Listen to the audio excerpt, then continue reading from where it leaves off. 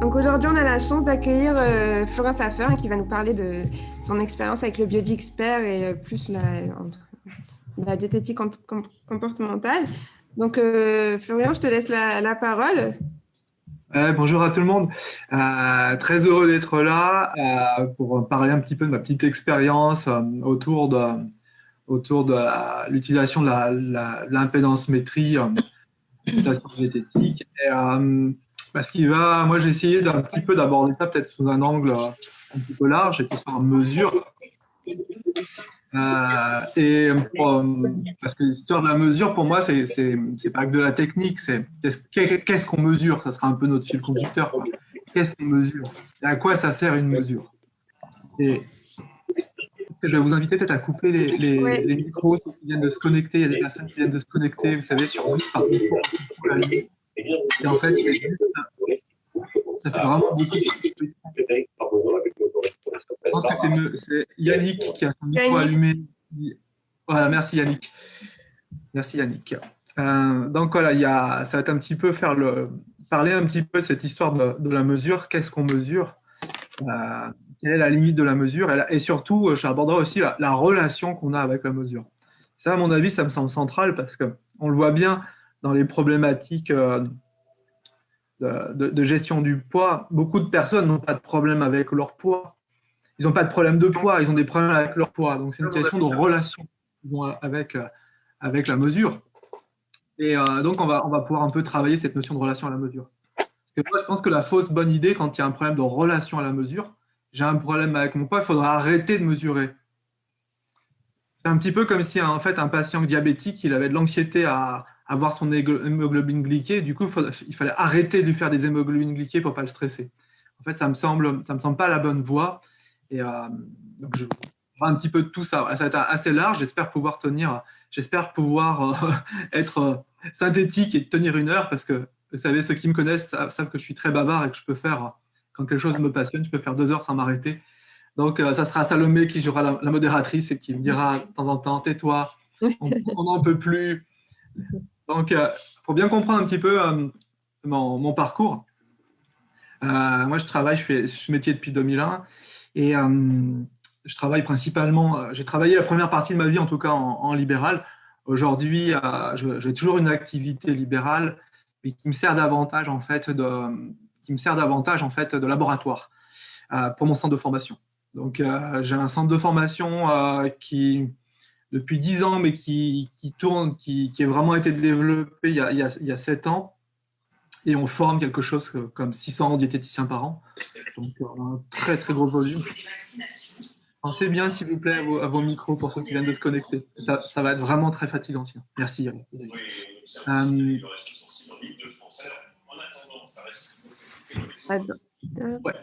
Je pense que tu as peut-être une option, Salomé, pour les... Ouais, je vais le faire manuellement. Ouais. Donc, moi, mon activité aujourd'hui, principalement, c'est de créer des formations innovantes et créer des formations en lien avec les conduites alimentaires. C'est principalement ça, mon activité. Et je garde quand même une activité de clinicien. Je garde une activité de clinicien avec maintenant une petite activité qui représente peut-être 80 patients par mois. Notamment avec une spécialité sur les troubles des conduites alimentaires. Mais je travaille aussi sur d'autres problématiques, y compris dans le sport de haut niveau. Et donc, pour bien comprendre un petit peu mon parcours, moi, quand j'ai commencé à travailler pour moi, notamment quand j'ai commencé à travailler en libéral, je me suis rendu compte qu'il y avait un gros décalage, en fait, entre le métier que j'avais appris dans mes études et les attentes et la réalité du terrain. En fait, le métier de diététicien aujourd'hui dans l'enseignement n'est pas une formation de diététicien. Ça, c'est très important à comprendre. Le métier, on ne forme pas des diététiciens, on forme des nutritionnistes. Donc, tout simplement, ce n'est pas la même chose. Parce que la nutrition, c'est la science qui s'intéresse au fonctionnement, en fait, entre le lien entre la nourriture et le fonctionnement physiologique et la cellule. C'est ça, la nutrition.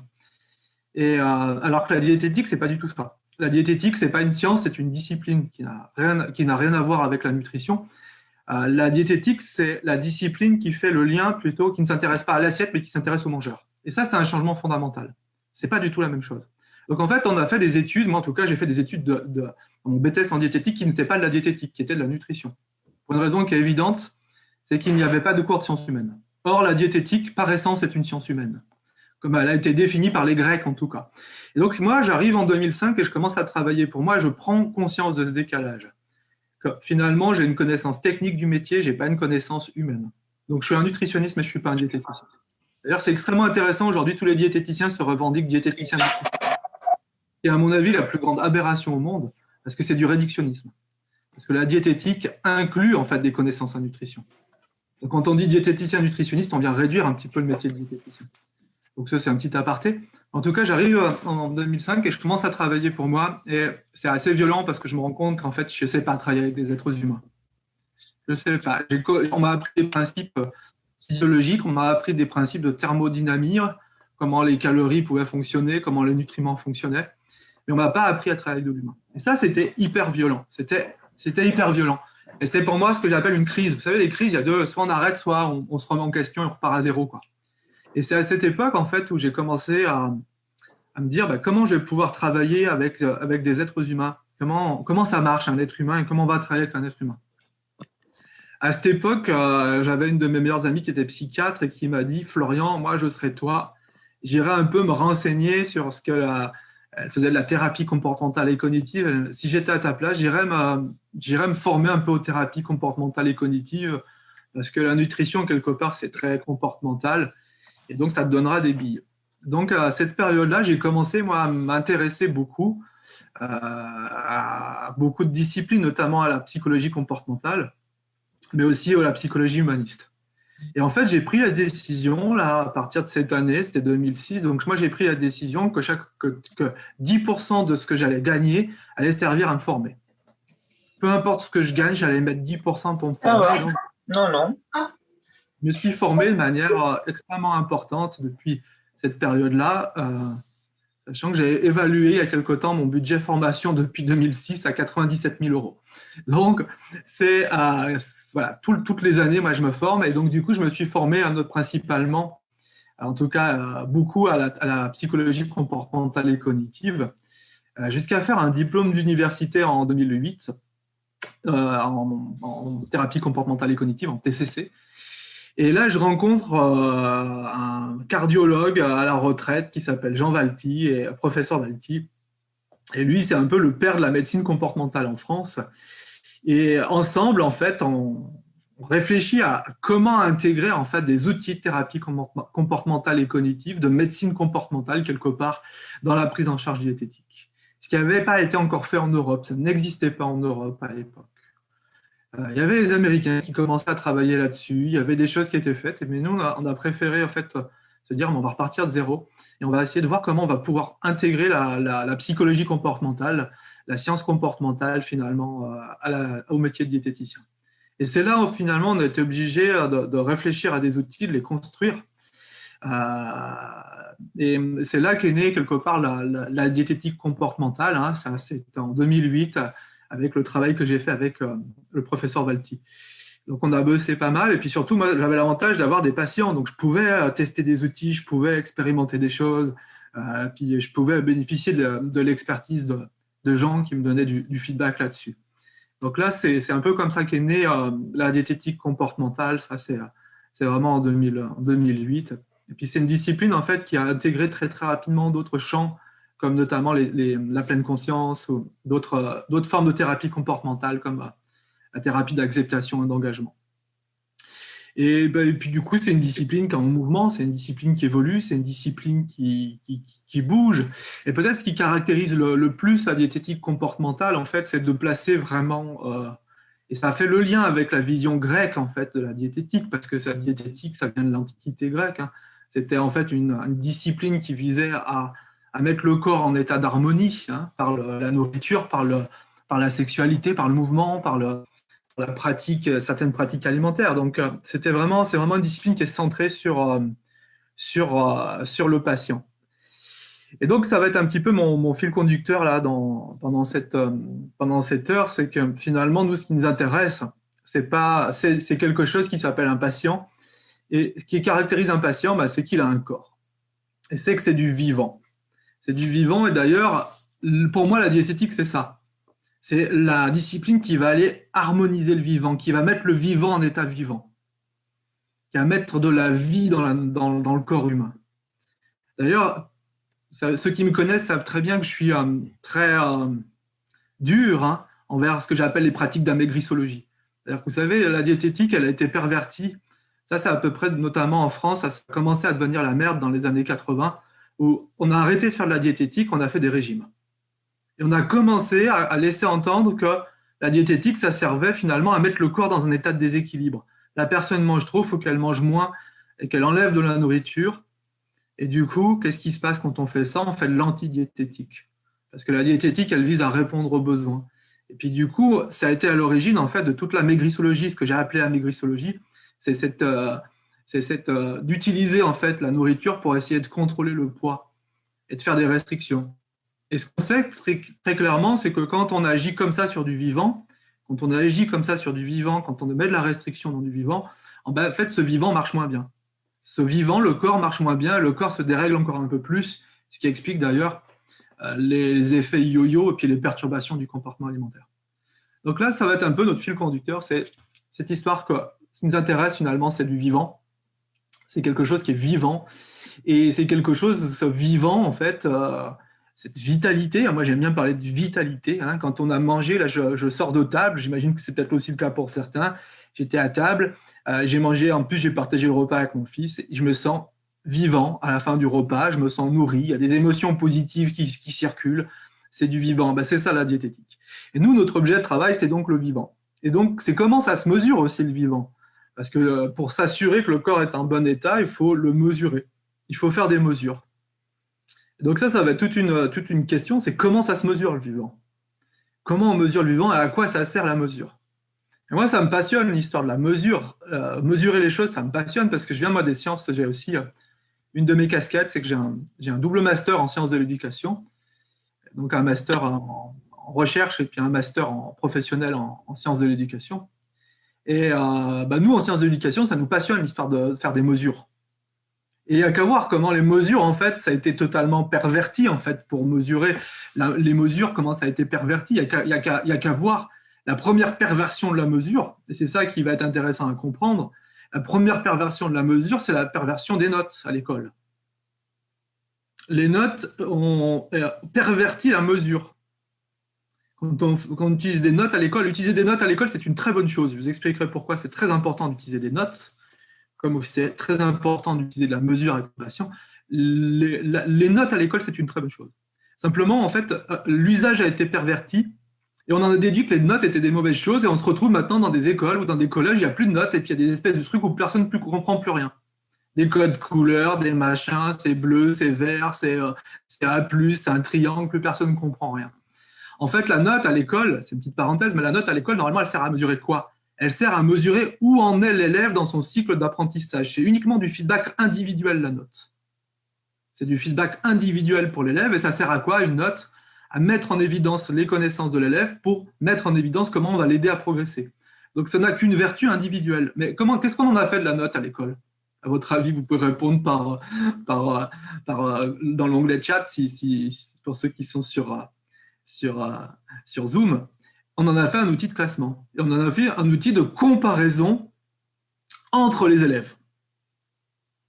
Il y a le premier de la classe, il y a le dernier de la classe, on a 14, mais le premier a 15, etc. etc. Et là, c'est une perversion totale, en fait, de la mesure. La mesure qui ne servait normalement qu'à m'identifier par rapport où en suis-je dans mon apprentissage pour pouvoir progresser. D'ailleurs, moi, c'est hyper intéressant. C'est quand moi, j'ai fait les sciences de l'éducation, nos enseignants, en fait, nous donnaient des notes individuelles, bien sûr. Elles n'étaient pas partagées, ces notes. Elles étaient individuelles. On nous donnait des notes qui n'étaient pas partagées. Et ces notes nous donnaient des feedbacks sur nos apprentissages. Et si on avait 15, le maître de conf nous disait « tu as eu 15, c'est du bon job. Par contre, va lire tel auteur, va lire tel auteur et va lire tel auteur. Retravaille ton truc, retravaille ton devoir. Ça sera encore meilleur et je te mettrai un 18. » Et en fait, tant qu'on pouvait rendre le travail, on pouvait rendre le travail autant de fois que nécessaire.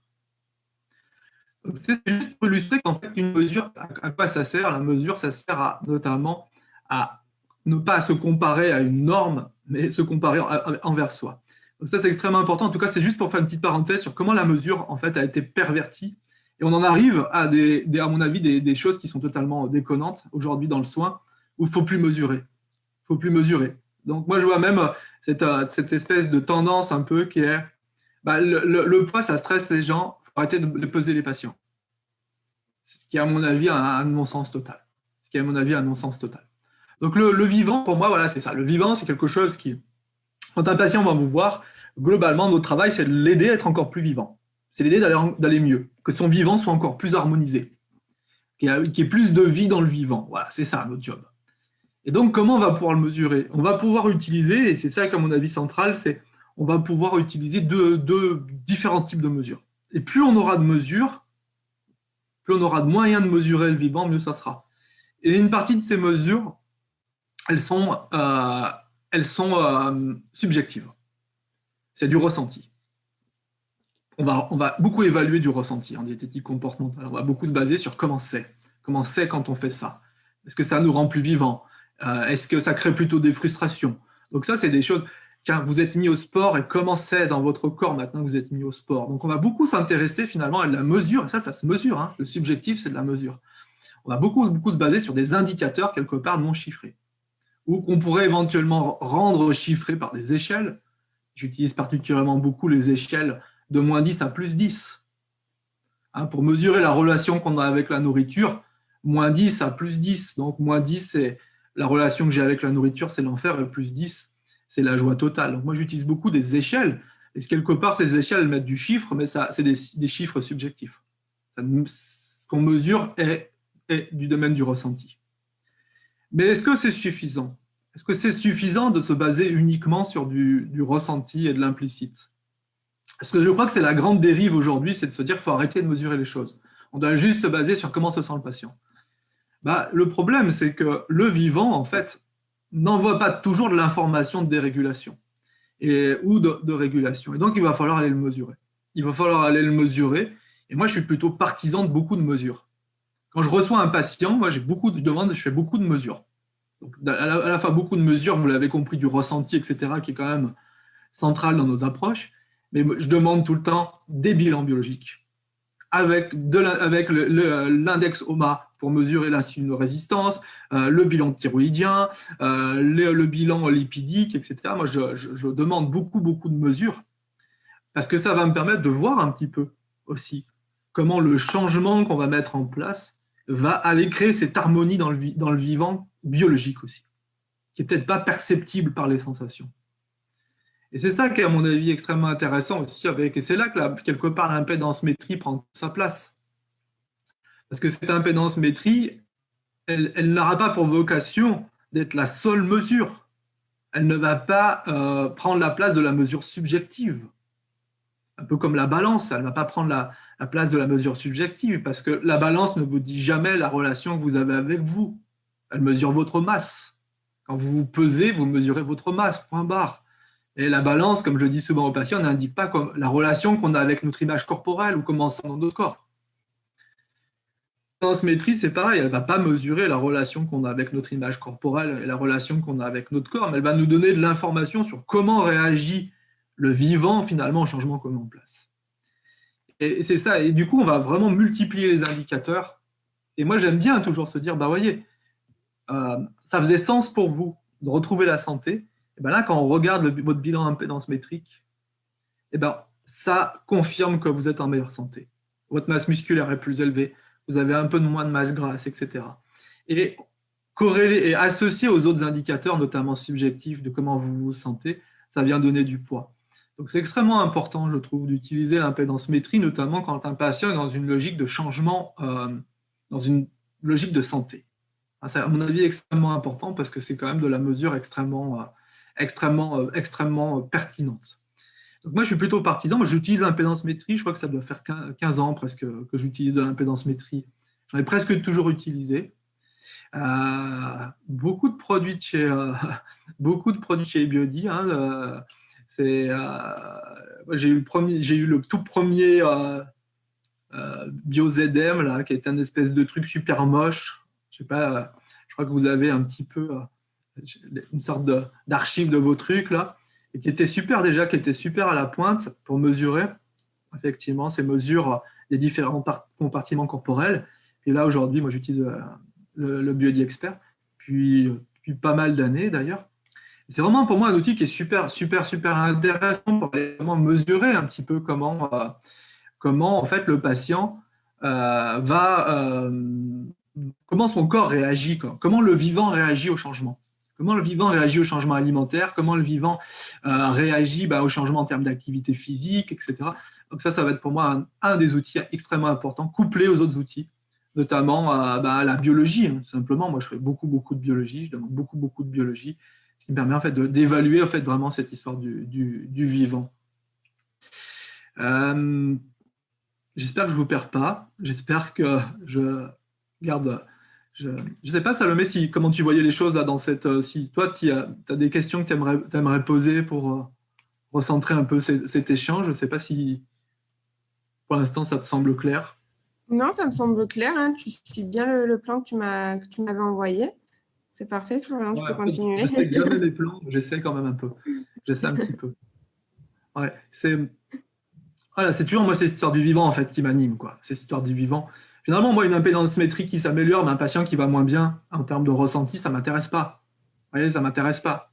Et c'est là une des limites de la mesure chiffrée, c'est que cette mesure, en fait, il faut toujours être très clair sur qu'est-ce qu'elle mesure. Qu'est-ce que ça mesure une mesure? C'est important. Qu'est-ce que ça mesure une mesure? À quoi ça sert de mesurer une mesure? Qu'est-ce qu'on mesure? Donc, c'est extrêmement important de se dire que cette mesure, elle a forcément des limites. C'est ce que j'évoquais tout à l'heure. Ça ne s'affichera jamais sur votre bilan d'impédance-métrie comment le patient se sent dans son corps. Vous pouvez faire tous les bilans d'impédance-métrie, ça ne dira jamais au patient comment il se sent dans son corps. Ça met des chiffres. C'est extrêmement important. C'est comme la balance. D'expliquer aux patients, de se dire, mais moi, je pèse beaucoup mes patients. Je les pèse. Parce que c'est un outil de mesure. Ce n'est pas parce que ça leur fait peur que je ne les pèse pas. Je les pèse. Mais c'est toujours d'être au clair. Qu'est-ce qu'on est en train de mesurer là? Je suis en train de mesurer votre masse. Et votre masse, pour moi, ce n'est pas le seul indicateur. Vous, ce que vous cherchez au fond, ce n'est pas de modifier votre masse. C'est généralement, qu'est-ce qu'ils cherchent les patients quand ils viennent consulter un diététicien? Ils cherchent globalement deux choses. Ils cherchent à rester en bonne santé et ils cherchent à se sentir bien dans leur peau. En gros, se sentir séduisant. Ce n'est pas un tabou. Pas un tabou du tout. Et là, la balance, elle ne le dira jamais, ça. Ni l'impédance-métrie. Si on est séduisant, si on a une bonne relation. Par contre, voilà, c'est toujours être au clair, qu'est-ce qu'on est en train de mesurer. Qu'est-ce qu'on est en train de mesurer? Et je pense que l'impédance-métrie est quand même un très très bon outil pour aller vraiment mesurer aussi les changements qui sont dus à la biologie, etc. C'est extrêmement important. Je pense à ce patient qui était au cabinet la semaine dernière, et puis ça fait 2 ans que je l'accompagne. Moi, je fais des accompagnements qui sont plutôt longs, généralement. Quand j'ai un patient, je l'ai en moyenne 9 fois. Et ce patient, ça fait 2 ans que je l'accompagne. Et vraiment, on a beaucoup travaillé, et ça, c'est l'essence même de mon travail, parce que c'est l'essence même du diététicien, c'est d'aider la personne à prendre soin d'elle dans sa manière de vivre, à mettre du soin. Moi, j'aime toujours dire, finalement, un des basculements, je trouve, importants, c'est de passer de faire attention à porter de l'attention. Souvent, ils sont d'en faire attention. Ils sont d'en faire attention. Oui, faire attention, c'est quoi? C'est de rajouter encore des contraintes. C'est d'aller contraindre le vivant, faire attention. Je fais attention à ma nourriture. C'est un peu comme, vous savez, se faire des efforts. Moi, j'y crois pas, par exemple, à la notion d'effort. Un truc, moi, je suis anti-effort. C'est comme faire attention, faire des efforts. Vous savez, les patients qui vous disent, pour l'instant, je tiens. Ben ouais, quand est-ce que vous lâchez? Prévenez-moi que je vous rattrape quand même. Ça va être... Donc souvent, en fait, qu'est-ce qu'ils font, les patients? Ils sont en train de mettre de la contrainte sur le vivant. Or, mettre de la contrainte sur le vivant, ça ne rend pas le vivant plus vivant, ça rend le vivant plus fatigué, plus frustré, plus tendu, plus compulsif. Donc, il y a vraiment cette histoire que mon travail, et le travail du diététicien, c'est d'aider non pas à mettre de la contrainte, mais c'est d'aider à porter de l'attention et à prendre soin des besoins. Et donc, du coup, ce patient-là, pour en revenir à lui, parce que je peux très vite m'en éloigner, ça fait 2 ans que je l'accompagne et vraiment, on a mis ça au cœur du travail. Comment vous allez pouvoir prendre soin de vous, là, du vivant? Comment vous allez prendre soin du vivant en vous? Comment vous allez pouvoir le nourrir correctement? Comment vous allez pouvoir le faire bouger? Comment vous allez pouvoir l'assouplir? Comment vous allez pouvoir le reposer? Comment vous allez pouvoir le faire rire? C'est extrêmement important de rire. Hein. Vous savez que par rapport aux années 50, on a perdu, par rapport aux années 50, on rigole 2 fois moins. C'est un drame. C'est un drame. Comment on va pouvoir reposer le vivant? On a perdu depuis les années 50 1h15 de sommeil. Vous vous rendez compte? Et donc là, c'est ce patient, quelque part, et ça c'est mon job, c'est de l'aider à être l'acteur de ça, aller quelque part s'occuper du vivant et de porter de l'attention au vivant. Et ce patient, il s'est pris en charge depuis 2 ans. Et on a remis, pour moi c'est ça, c'est remettre de la vie dans la vie. On a remis de la vie dans la vie. C'est surtout lui, moi je dis souvent que j'ai un job de feignant. Hein. Job de diététicien, il n'y a pas plus confortable hein, comme job. Hein. On aide le patient et c'est le patient qui bosse. On va chez le kiné, au moins le kiné il bosse un peu. Quoi. Diététicien, nous on bosse même pas, c'est quand même relativement cool. Donc le patient, lui, il a beaucoup bossé pour prendre soin de lui, pour s'occuper de lui, pour assouplir son corps, pour le remettre en mouvement, pour manger plus sainement. Et c'est hyper intéressant quand on regarde le bilan impédance métrique de pouvoir voir aussi que sa masse grasse elle a diminué, que sa masse musculaire a augmenté. Ça vient aussi confirmer presque, c'est des marqueurs, des indicateurs en fait de santé qui viennent renforcer aussi le sentiment subjectif d'avoir pris soin de lui. Pour moi, il n'y a jamais aucun problème. À quel moment ça devient en fait une perversion l'impédance métrique de ma perspective, c'est quand on utilise comme un outil qui mesure la relation qu'on a avec l'image corporelle. Et là, à mon avis, on est coincé. À mon avis, on est dans une impasse. Quand une personne a une problématique d'image corporelle et qu'on va commencer à mesurer, on va dire, ben, vous voyez bien, votre masse grasse, elle diminue, etc. Souvent, en fait, on fait quoi? On vient aggraver la problématique d'image corporelle. Parce que ça ne mesure pas ça, l'impédance métrique. Ça ne parle pas de relation à l'image corporelle. Ça ne parle pas comment on se sent dans sa peau. Si vous voulez vous sentir bien dans votre peau, c'est pas en maigrissant, c'est en développant de la souplesse, en mettant votre corps en mouvement, en le bichonnant. C'est comme ça qu'on développe une relation d'amour avec son corps. Donc ça peut être une des limites de l'impédance métrique. Si on commence à utiliser l'impédance métrique comme un outil qui permettrait de mesurer la relation qu'on a avec l'image corporelle, ouais, c'est ce que font les amaigrissologues. Les amaigrissologues adorent l'impédance métrique. Vous avez dans les Diète Plus, les machins, les Natura House et tous les trucs d'amaigrissologie, ils adorent l'impédance métrique, mais ils l'utilisent du coup comme un outil qui mesure un petit peu, qui serait comme un indicateur d'amélioration de l'image corporelle. Et là, à mon avis, on est coincé, on le voit bien qu'on est coincé, parce que qu'est-ce qui se passe chez ces gens qui sont déjà dans des problématiques d'image corporelle? On les rend anxieux avec la mesure. Parce que la mesure, en fait, elle conditionne comment ils se sentent. Donc ça, à mon avis, c'est une dérive en fait, de la mesure chiffrée. C'est que si la mesure chiffrée, elle sert à mesurer la relation qu'on a avec notre image corporelle, on est coincé. En tout cas, c'est l'expérience que j'en fais. Quoi. Si elle sert à mesurer, par exemple, l'état de santé, si elle sert à mesurer, d'où l'importance d'être au départ, très très tôt, en fait, dans le travail, au clair sur qu'est-ce qu'on mesure et à quoi ça sert la mesure. Moi, je l'explique, hein, voilà, c'est ce que je disais tout à l'heure. Quand je pèse un patient, c'est un outil qui ne mesure pas la relation qu'il a avec son image corporelle. Ça ne nous donne aucune information sur la relation qu'il a avec son image corporelle. J'ai fait un petit sondage hier sur Facebook là, pour un peu imaginer, pour savoir à peu près le pourcentage de patients qui viennent pour perdre du poids qui ont des problématiques d'image corporelle. Bah, ce qui est ressorti, c'est que chez les diététiciens, en tout cas, c'est au moins 50% des patients qui viennent consulter pour le poids ont des problématiques d'image corporelle significatives. Donc là, si on utilise la mesure pour mesurer ça, non. Il faut utiliser pour l'image corporelle, il va falloir utiliser d'autres indicateurs qui sont des indicateurs notamment davantage subjectifs, c'est la relation qu'on a avec son image. C'est comment on se sent vivant en nous. Ça ne se mesure pas par des chiffres. Par contre, si on veut mesurer des indicateurs de santé, ouais, la mesure impédance métrique, elle est vraiment géniale. Tout comme la biologie est géniale. Tout comme la biologie est formidable.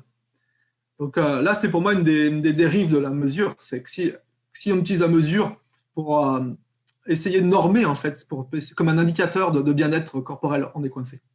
On est vraiment coincé. C'est les dérives qu'on voit dans le sport de haut niveau. C'est les dérives qui m'ont poussé, moi, à quitter le sport de haut niveau en tant que professionnel.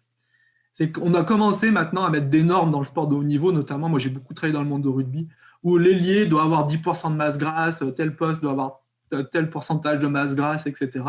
Et du coup, qu'est-ce qu'on fait? On perd en fait la caractéristique individuelle du vivant, c'est que le vivant ne peut pas se comparer aux autres vivants, il ne peut se comparer qu'à lui-même. Et donc on se retrouve avec maintenant des joueurs de rugby, un sport qui était censé être un sport de convivialité, où on en a 10% qui ont des TCA sévères. Et je vous parle de ça il y a 10 ans, aujourd'hui c'est certainement beaucoup plus que ça dans le sport, dans le rugby de haut niveau. Dans les centres de formation du joueur de rugby, maintenant, un joueur de rugby, on leur fait des mesures de masse grasse et ils doivent rentrer dans des normes. Et c'est terrible. Qu'est-ce qui se passe? Qu'est-ce que ça fait, ça, cette dérive de la mesure? qu'est-ce que ça fait dans le sport de haut niveau? Ça fait deux choses. Dans les centres de formation, les jeunes joueurs de rugby qui rentrent dans les centres de formation, ils font deux choses pour pouvoir se conformer à la mesure.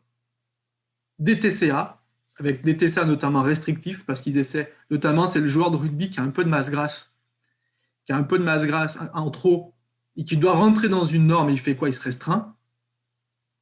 Et puis il y a celui qui n'a pas assez de masse musculaire. Il est très maigre, très athlétique, mais très maigre, et lui doit ressortir avec beaucoup de masse musculaire, parce qu'il faut être dans une norme, et vous savez ce qu'il fait? Il se dope. Et c'est les deux faces de la même pièce. Le dopage et les TCA dans le sport, c'est exactement la même chose. Ce qui explique que dans les centres de formation aujourd'hui, vous avez 50% des joueurs qui ont des conduites pro-dopantes et vous en avez au moins 20% qui ont des troubles des conduites alimentaires. Et ça, pour moi, c'est une des dérives de la mesure. Donc si la mesure, elle sert à me comparer moi, c'est de se dire ce joueur de rugby, il rentre à telle masse grasse, il prend en charge, il fait des entraînements adaptés, il se nourrit sainement, il voit sa masse grasse qui diminue, sa masse musculaire qui monte, c'est génial. On fait une comparaison d'un point, voilà, de la comparaison chez un même individu pour voir son évolution, c'est super. Si on essaie d'utiliser de la mesure pour le faire rentrer dans une norme, là, on est coincé. Alors, je n'ai pas pris le temps de lire un petit peu les petites questions qu'il y avait. Bon, comment utilises-tu du coup la comparaison des indicateurs normes santé dans les mesures faites chez nos patients? Je les utilise pas. La comparaison aux normes santé, je ne les utilise pas, ça ne me sert pas. Ça ne me sert pas. Ce qui m'intéresse beaucoup, c'est plutôt de pouvoir voir l'évolution du patient. C'est plutôt comme ça que je vais utiliser la mesure. C'est plutôt comment, en fait, le changement va impacter le vivant, y compris. C'est extrêmement intéressant de faire des mesures à différents moments et de se dire, bah, vous voyez, là, ça se mesure. Moi, j'aimerais qu'on puisse mesurer encore plus de choses, qu'on puisse même mesurer. Là, ça coûte cher, mais moi, je suis plutôt même un partisan d'aller mesurer, par exemple, l'évolution du stress oxydatif, d'aller mesurer des choses très pointues en biologie. Hein. Donc, moi, je suis plutôt un partisan de plus il y a de mesures, mieux c'est. Plus il y a de mesures, mieux c'est. D'aller même mesurer la qualité du microbiote, ça c'est vraiment un truc moi, qui me passionne, le microbiote. Là, je fais un DU sur ce thème-là. Ça c'est hors de prix, mais ça serait un truc formidable pour dire j'ai changé ma nourriture et ça se mesure, mon microbiote, ça se mesure, il a plus de diversité, il est davantage biotique. Donc ça, pour moi, c'est vraiment hyper important, la mesure. Après, si c'est vraiment pour faire comme des nazis, avec toutes les dérives dont je vous ai parlé, là, on est de nouveau coincé.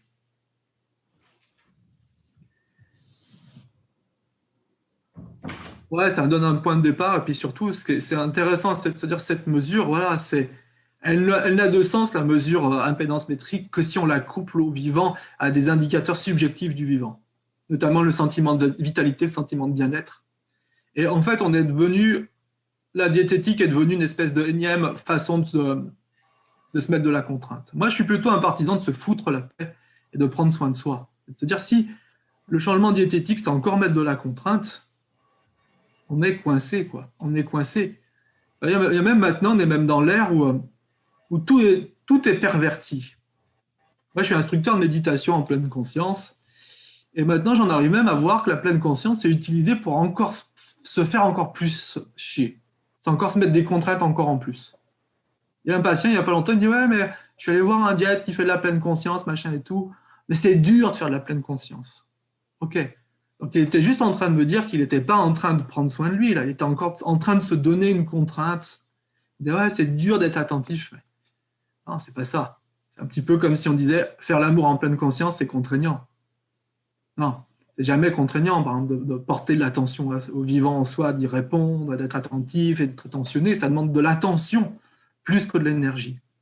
Donc, c'est important, c'est de se dire l'impédance métrique, elle n'aura de sens que si aussi on a des indicateurs subjectifs que la personne se sent de mieux en mieux, qu'elle se sent de plus en plus vivante, qu'elle se sent de plus en plus nourrie. Hein. Ça, c'est l'ensemble des mesures qui nous parlent.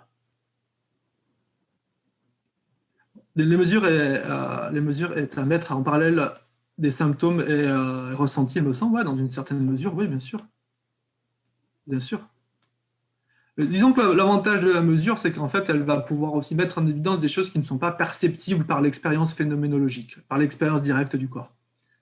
Donc, c'est un peu aussi les dérives, c'est-à-dire, comme je l'évoquais, Le mauvais usage de la mesure est une dérive terrible, comme le non-usage de la mesure est une dérive terrible.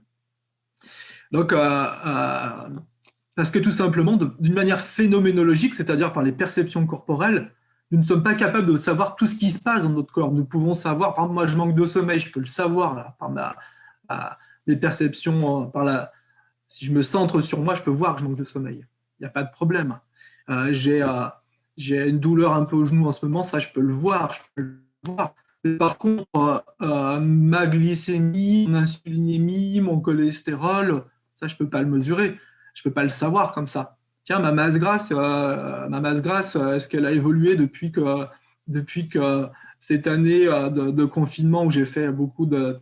Je travaille plus qu'en visio. Avant, je me déplaçais dans tous les sens pour donner des formations. Maintenant, je donne des formations de chez moi. Est-ce que ça a impacté ma masse grasse? Et bien ça, c'est intéressant d'aller vérifier parce que la conscience du corps ne permet pas d'avoir accès à ces informations-là. D'où l'importance d'aller mesurer le corps. Alors après, ouais, il y a ce que j'évoquais aussi tout à l'heure, c'est quand on mesure le corps chez un certain nombre de personnes, ça va générer de l'anxiété. Ça va générer de l'anxiété. C'est un peu comme, vous savez, les personnes qui sont obsédées par la balance et qui sont tout le temps dessus.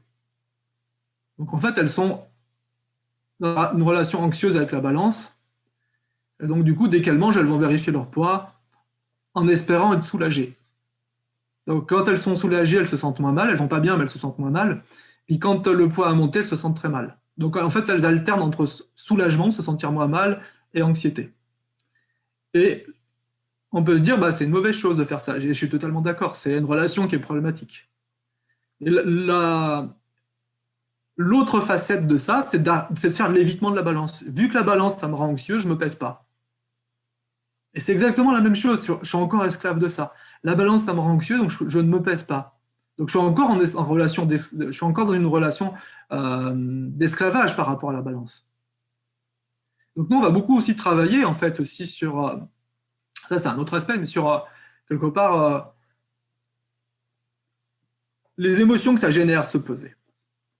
Hein, ça, c'est encore un autre aspect, mais c'est extrêmement important de faire travailler. C'est un petit peu ouais, c'est le lien que je faisais avec l'hémoglobine glyquée. Si vous avez un patient qui a un diabète mal équilibré et que ça le stresse de voir que son diabète est mal équilibré, on ne va pas arrêter de lui faire des glyquées. Parce que ça, quand même, ça sert à mesurer quelque chose, ça sert à mesurer son état de santé. Donc c'est exactement la même chose chez un patient. On ne va pas arrêter de le peser, surtout s'il y a une pertinence médicale à le faire. Si ça le stresse, on va juste tout simplement travailler aussi les émotions qu'il y a autour du poids pour pouvoir les rendre plus tolérables. Toutes les valeurs de l'impédance METS sont-elles toutes aussi importantes les unes que les autres? Non, moi je n'utilise pas tout. J'ai plutôt un usage assez minimaliste en fait de l'impédance métrie. J'ai plutôt un usage minimaliste, notamment sur la masse maigre et puis la masse grasse. Hein, après, la technologie, c'est toujours important aussi. Moi, j'ai pas d'action. J'ai pas d'action chez Biodi Expert. J'ai pas de. Peut-être que. Voilà, j'ai pas d'action. En tout cas, j'ai toujours utilisé les produits. J'ai toujours utilisé le Biodi Expert depuis pas mal d'années parce qu'en fait, c'est aussi la précision de la mesure.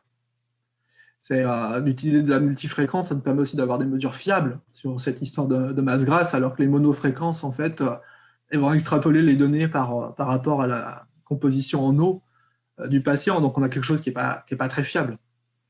C'est un petit peu comme en labo, si on avait faire une hémoglobine glyquée, si la méthode n'était pas fiable et que ça varie tout le temps, c'est pas une bonne chose. Donc, c'est plutôt la fiabilité de la mesure qui m'intéresse. Moi, j'ai plutôt un usage assez minimaliste. Je regarde plutôt la masse grasse, la masse musculaire, c'est à peu près tout.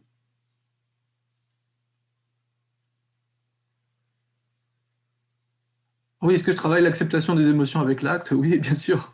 Bien sûr, on me pose la question, est-ce que sur cette histoire que le patient, les émotions induites par la pesée, oui, bien sûr, ça c'est vraiment mon job du quotidien, c'est de travailler sur l'acceptation des émotions, ce qui passe beaucoup par les normaliser, les émotions aussi, bien sûr.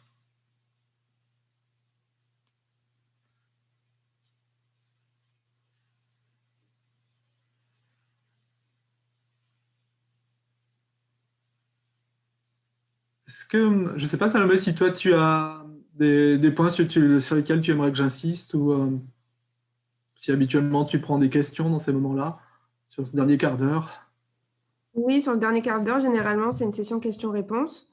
Donc, soit vous pouvez allumer vos micros donc, pour poser les questions, soit vous pouvez les poser dans le chat. Alors, je vais regarder aussi sur Facebook s'il y a des questions, parce que comme nous sommes en direct. Ouais, n'hésite pas. En tout cas, moi, ce que je voulais, c'est de vous faire une présentation qui était peut-être un peu atypique, en fait, de cette histoire de la mesure. C'était de te présenter ça de manière atypique et peut-être un peu assez cohérente avec ma manière de bosser, quoi. Mais c'est parfait. Ouais. En fait, je crois que beaucoup de... Stéphanie, je te remercie, qui me dit le discours, il fait plaisir à entendre, et que les diététiciens sont restrictifs, psychorigides. Je crois qu'en fait, souvent, c'est aussi... ils font comme ils peuvent. Ils font comme ils peuvent parce que ce que je vois, c'est que dans les diététiciens, par exemple, qui sont encore dans les pratiques d'amaigrissologie, en fait, ils ne s'y retrouvent pas en termes de valeur. Ils ne s'y retrouvent pas. C'est juste qu'ils ne voient pas trop comment ils pourraient faire autrement. Donc moi, je ne suis jamais trop jugeant, en fait, sur les collègues qui sont un peu maladroits, qui sont encore dans l'amaigrissologie. Je ne suis pas jugeant là-dessus. Et je suis plutôt même plein d'espoir parce que ce que je vois, c'est que maintenant, moi, je fais partie presque des vieux dans le métier, parce qu'à 40 ans, on fait presque partie des vieux dans ce job. C'est que les diététiciens que je vois aujourd'hui, les jeunes, les générations de Salomé et compagnie, hein, ça leur parle presque tout ce que je raconte. Alors que moi, en 2005, quand j'ai commencé à travailler un peu comme ça, c'était marginal. On avait des insultes de certains collègues, etc. Aujourd'hui, je vois quand même qu'il y a une vraie ouverture. Et moi, je suis plutôt optimiste sur l'évolution du métier, très, très optimiste. Et je ne suis pas dur envers les collègues qui ont du mal. Je pense juste qu'en fait, certains savent pas faire autrement et ne s'y retrouvent pas en plus. Donc, je suis plutôt comme compatissant même envers eux. En fait, l'histoire de mesurer, pas mesurer, l'alliance, etc. En fait, moi, j'ai jamais de règles. J'ai jamais de règles dans mes consultations. Et moi, je me base beaucoup sur effectivement la qualité de la relation et l'intelligence contextuelle relationnelle. Donc, c'est-à-dire, je me base un peu sur ce qu'il y a et ce que je sens dans la relation. Et effectivement, j'ai pas de règles. J'ai jamais de règles comme il faudrait faire ça à la première séance, il faut pas faire ça à la première séance, c'est bien ou c'est mal. Ça m'intéresse très peu. C'est surtout de regarder un petit peu ce qui me semble juste dans le contexte. Florian, oui, je suis entièrement d'accord avec toi. En fait, oui, les diététiciens sont démunis, ceux qui ne sont pas encore formés à l'acte, à la pleine conscience, au comportement, voilà, s'attarder sur le comportement alimentaire. Ils sont démunis parce que, bon, moi qui suis formée, j'ai suivi une de tes formations d'ailleurs à Lyon. C'était sur l'acte, la bienveillance. Et en fait, ça revient tout le temps, c'est-à-dire que comme on est abreuvé sans arrêt de tout ce que tu citais là, avec les comme j'aime et ceci et cela, enfin bref. Du coup, ils ont deux discours complètement différents quand nous, diététiciens, on est formés à d'autres approches plus comportementales. Et bien, du coup, il y a, voilà, certains vont adhérer, bien sûr, bon, c'est la règle, hein, je dirais, et puis d'autres non.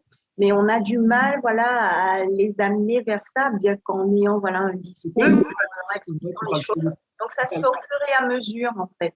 Tu parles plutôt des collègues ou des patients, Nadine, quand ils disent On a les deux, en fait, les collègues, comme je crois qu'une des intervenantes parlait de la difficulté, et toi tu disais de la difficulté pour certains diététiciens, parce que l'intervenante disait qu'il y avait une rigidité de certains diététiciens, et toi tu expliquais que justement, voilà, tu portais pas forcément de jugement parce qu'ils ne peuvent pas souvent faire autrement, et même en faisant autrement, en voulant faire autrement, parfois on se heurte parce que justement le discours sur la diététique à visée plutôt comportementale et en essayant voilà, de faire des consultations pour traiter le comportement alimentaire, eh bien les patients ne sont pas encore habitués à cette démarche-là. Donc oui, je te rejoins complètement quand tu dis qu'on est de plus en plus formés et à cela. Maintenant, il faut que les mentalités elles évoluent.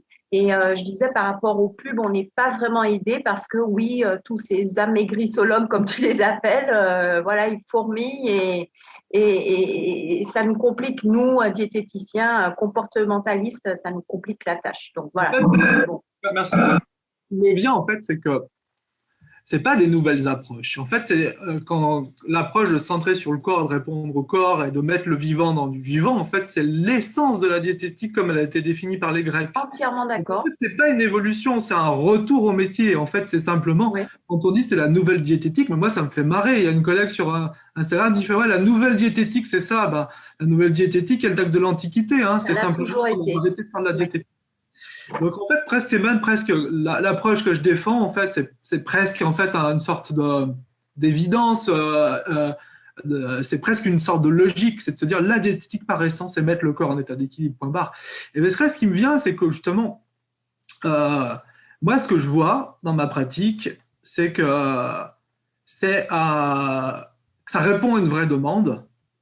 Alors moi, aujourd'hui, j'ai plus qu'une activité de labo, comme j'expliquais, j'ai mes 80 patients par mois, mais j'ai à peu près 6 mois d'attente. Les gens qui veulent travailler avec moi, c'est des listes d'attente de 6 mois.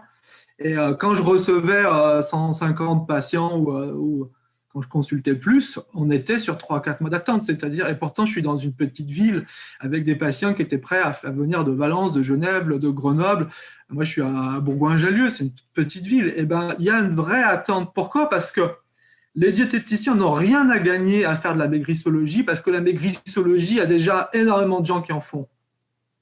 Par contre, si on fait de la diététique, comme j'ai un petit peu centré sur le corps, la diététique qui est centrée sur l'humain, sur de remettre le mouvement de vie, ben ça, il n'y en a pas beaucoup qui en font. Donc, quand on commence à faire ça, en fait, on n'a pas de concurrence. Donc, moi, c'est ce que j'explique. Il n'y a pas longtemps, j'ai un voisin qui me dit « Ah, bah, c'est de la concurrence pour toi, les Nature House et Diète Plus ». Absolument pas. C'est pas du tout de la concurrence pour moi. Je ne fais pas le même truc qu'eux. Je fais pas le même truc moi. D'ailleurs, c'est pas du tout de la concurrence parce que les patients, ils choisissent pas.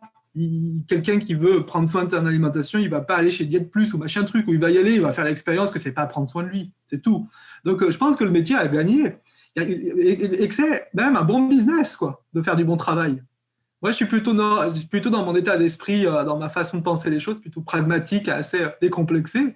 Et je crois que les diététiciens qui travaillent avec leur cœur et qui mettent leur tripes et qui font ce type d'approche, qui n'ont rien de nouvel finalement, ben en fait, ça marche bien financièrement parce que ça répond à une vraie attente, ça répond à quelque chose qui. C'est ce qu'attendent les gens. Les gens, ils n'attendent pas de souffrir plus, ils n'attendent pas d'en baver, ils attendent qu'on les aide à se sentir plus vivantes, de renouer avec ça. Donc, moi, je suis persuadé que c'est plutôt un bon. C'est plutôt intéressant pour remplir sa patientèle.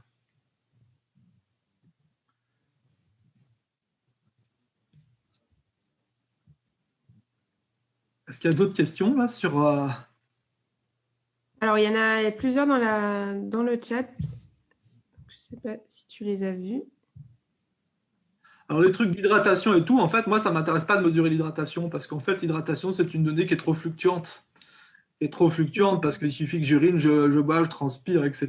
Donc, typiquement, c'est une mesure fluctuante du corps et qui, pour moi, n'a pas une très, très grande pertinence, qui peut peut-être juste des fois mettre en évidence quand un patient est déshydraté, leur amener un peu à ces sensations, dire, bah, vous voyez, c'est probable que vous soyez un peu fatigué, que vous ayez un peu mal à la tête. Mais ça ne m'intéresse pas parce que ça ne mesure pas du changement, l'hydratation. Vu que l'hydratation, c'est tout le temps en mouvement, il y a de l'eau qui rentre et de l'eau qui sort, c'est un mauvais indicateur de changement pour ça. Moi, j'ai un usage assez minimaliste, en fait, un peu densmétrie. Regardez comment la masse grasse va, comment la masse musculaire va et comment tout ça évolue dans le temps. Alors, ce que je n'ai pas évoqué ici dans la mesure, une des très mauvais usages de la mesure, c'est l'absence de temporalité. C'est-à-dire, quand on s'occupe du vivant, s'occuper d'aller remettre son corps en mouvement, s'occuper de bien le nourrir, les mouvements dans le corps vont se produire sur des échelles de 4, 5, 6, 7 mois. Donc, on est tout le temps en train de mesurer un patient tout le temps, qu'est-ce qu'on fait? On fait quelque chose de contre. C'est pas logique. Hein. Vous savez que, par exemple, si vous voulez gérer votre poids, il y a deux options. La restriction et s'occuper du système, pour faire simple. La restriction, c'est 2 kilos par mois. S'occuper du système, c'est 5% de son poids par année. Globalement, hein. C'est ce que j'explique aux patients. Globalement, si vous avez une perte de poids de 5% de votre poids dans l'année, good job. Et donc, si on est tout le temps en train de mesurer, si on est tout le temps en train de faire des mesures, qu'est-ce qu'on fait? On a un problème de temporalité. Donc, c'est extrêmement important aussi de parler de temporalité.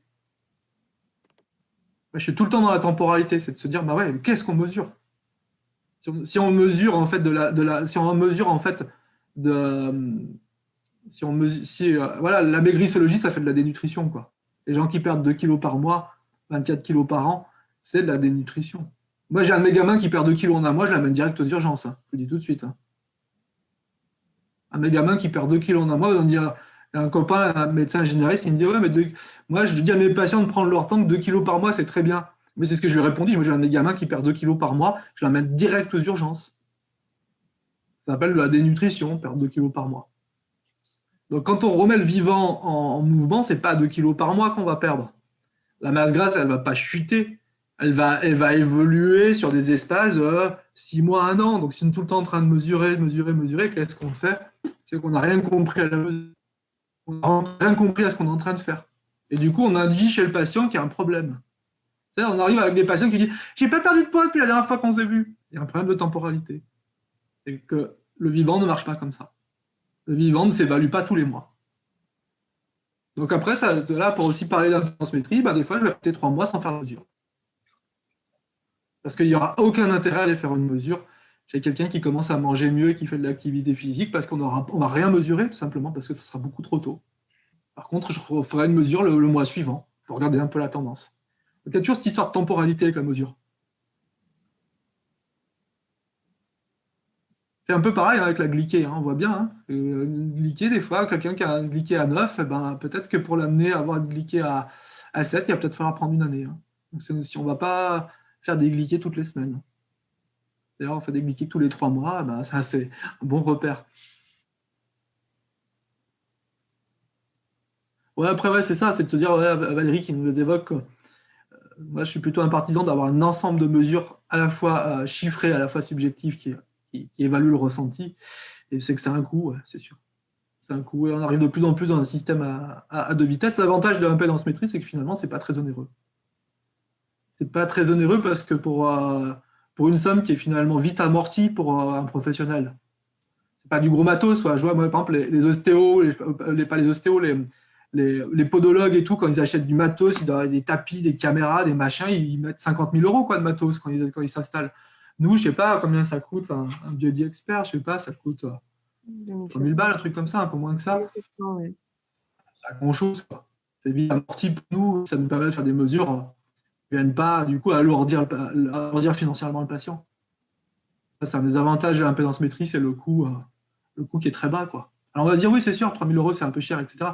Ouais, mais si on regarde un petit peu, voilà, faut comparer aussi. C'est-à-dire, un artisan qui achète sa camionnette, il met 15 000 € dans sa camionnette, il ne va pas dire c'est cher, c'est son petit travail, quoi. Je pense qu'il ne faut pas faire d'économie sur nos outils de travail. Moi, c'est un peu ma philosophie. Je n'ai jamais fait d'économie sur mes outils de travail, jamais fait d'économie sur me former. J'ai dépensé beaucoup d'argent pour me former. J'achète toujours, voilà, je ne fais jamais d'économie moi, sur mes outils de travail. Je pense que c'est intéressant du coup de se dire l'impédance-métrie, quelque part, ça ne fait pas un surcoût pour le patient, quoi. C'est sûr que si on lui fait un test de son microbiote, qu'il y en a pour 300 €, ce n'est pas la même chose, quoi. Et on arrive, c'est vrai, de plus en plus, si on veut faire de la biologie précise, on arrive de plus en plus à un système à 2 vitesses. C'est certainement ce que tu constates aussi, Valérie, hein, qui nous a fait cette remarque. Plus de questions. Donc, il est 14 h. Merci beaucoup, Florian, pour ce webinaire très intéressant. On était plus de 100 sur Facebook aussi. Donc, 150 participants, c'est génial. Donc, le replay sera disponible sur notre page Facebook eBiodie à partir de maintenant. Eh un grand merci pour l'invitation, puis un grand merci à tous. Merci à toi, hein, c'était génial. Nous écouter, parce que j'imagine que ça fait sens pour eux. Donc, bravo à tout le monde pour tout ça, et prenez bien soin de vous. On a parlé du vivant et comment on peut en prendre soin. Regardez, moi, ce que je vous invite, c'est regarder comment vous allez pouvoir être un peu égoïste et prendre soin de vous, quoi. Parce que Pour moi, c'est ça devenir égoïste, c'est tourner un peu le regard vers soi et vers nos besoins. Merci beaucoup, Florian. Merci beaucoup. Bonne fin de journée. Au revoir. Merci, au revoir à tous. Au revoir.